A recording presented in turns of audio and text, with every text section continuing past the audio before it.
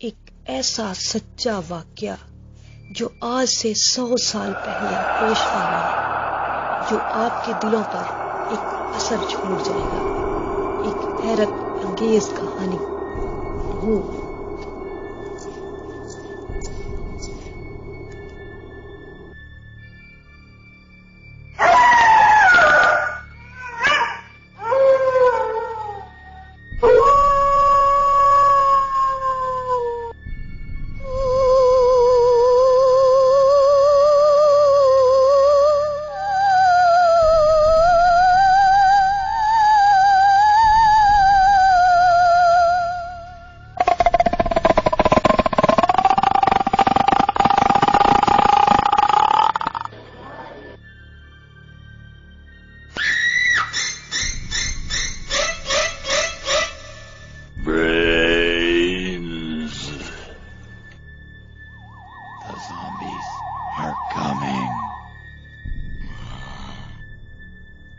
گرمیوں کی ایک تپتی ہوئی دوپہر تھی۔ جون جولائی کا مہینہ تھا۔ وقت قریب 12:30 کا تھا۔ مجھے لکڑیاں کاٹنے کے لیے اپنے گھر سے نکلنا پڑا۔ میں نے اپنا کلہاڑا ساتھ لیا اور لکڑیاں کاٹنے کے لیے نکل کھڑا ہوا۔ گرمی چونکہ بہت زیادہ تھی، اس لیے گاؤں کی گلیاں بھی سنسان پڑی تھیں۔ مجھے لکڑیاں کاٹنے کے لیے اپنے گاؤں کا قبرستان عبور کرنا تھا، تو میں آہستہ آہستہ قدم بڑھاتا ہوا اپنی منزل مقصود کی طرف بڑھنے لگا۔ میں نے اپنے ہی خیالوں میں غرق کافی راستہ طے کر لیا اور میں قبرستان کے قریب جا پہنچا۔ اچانک ہی میری نظر قبرستان کی طرف اٹھ گئی تو میں نے دیکھا کہ ایک قبر کے اوپر کوئی چیز سیاہ چادر میں لپٹی پڑی ہے۔ ماتھے پہ آنکھوں میں پسینہ پڑنے کی وجہ سے مجھے کچھ صاف دکھائی نہیں دے رہا تھا۔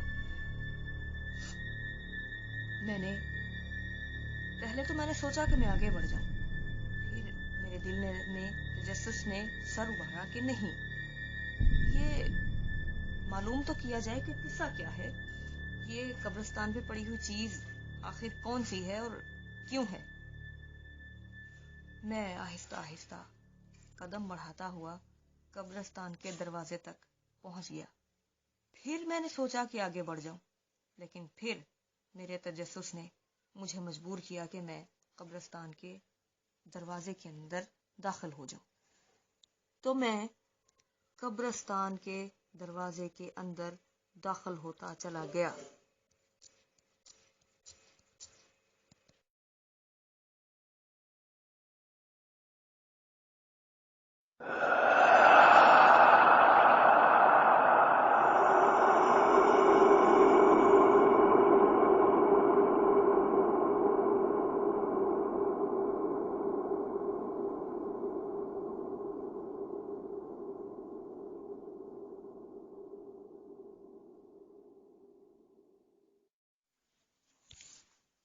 جب میں قبر کے نزدیک پہنچا تو میں نے دیکھا کہ چادر میں لپٹی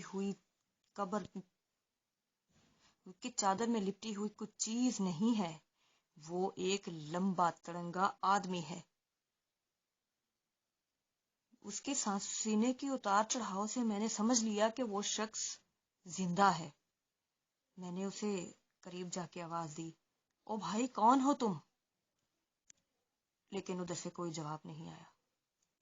میرا ڈر اور خوف جاتا رہا تو میں نے اسے پھر مخاطب کیا، او بھائی کون ہو تم؟ تمہیں پتہ ہے قبر کے اوپر بیٹھنا گناہ ہے اور تم قبر کے اوپر لیٹے ہوئے ہو، کیا تمہیں یہی جگہ آرام کرنے کے لیے ملی ہے؟ او کیا کر رہے ہو اس ویران قبرستان میں اس وقت اتنی گرمی میں؟ ادھر سے بدستور خاموشی رہی۔ میں جھنجھلا گیا۔ میں نے اس کو پھر سے مخاطب کیا، او بھائی اٹھ جاؤ، کون ہو تم؟ میں تمہیں بار بار مخاطب کر رہا ہوں، بتاؤ کون ہو تم؟ اٹھ جاؤ یہاں سے۔ لیکن وہاں سے کوئی حرکت نہ ہوئی۔ تو میری جھنجھلاہٹ نے غصے کا روپ دھار لیا اور میں نے کہا کہ اگر اب کے تم نہیں اٹھے تو میں تمہاری چادر اتار کے لے جاؤں گا، پھر ڈھونڈتے رہنا۔ عجیب اتفاق ہے کہ उधर से फिर भी कोई हरकत ना हुई। गुस्से के मारे मेरा बुरा हाल था। मैंने उस पैरों की तरफ से उसके जिस्म से चादर को पकड़ के खींचा और अपने कंधे पे रखकर अपने घर की तरफ रवाना हो गया। मेरे जहन से ये निकल गया था कि मैं घर से किस काम के लिए निकला था और मैं किस चक्कर में पड़ गया हूं। मुझे उस पर शदीद गुस्सा आ रहा था और अपने आप पर भी गुस्सा आ रहा था कि खामखा में ही मैंने अपना इतना टाइम जाया कर दिया। फिर उसको यही जगह मिली थी लेटने और आराम करने के लिए, और जब मैंने उसे 2-3 दफा बुलाया तो उसने जरा भी हरकत नहीं की, उसके जिस्म ने जरा भी हरकत नहीं की और ना ही उसने आगे से कोई मुझे जवाब दिया।